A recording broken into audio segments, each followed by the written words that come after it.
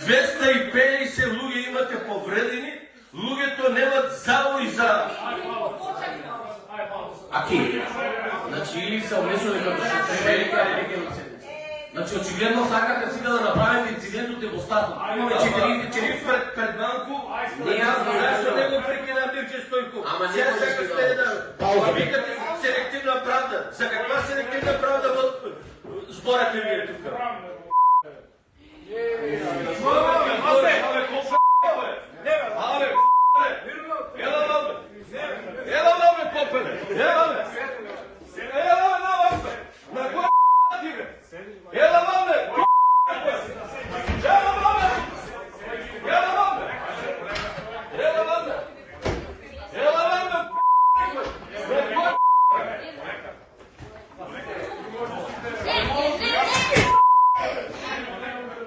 Izdavana!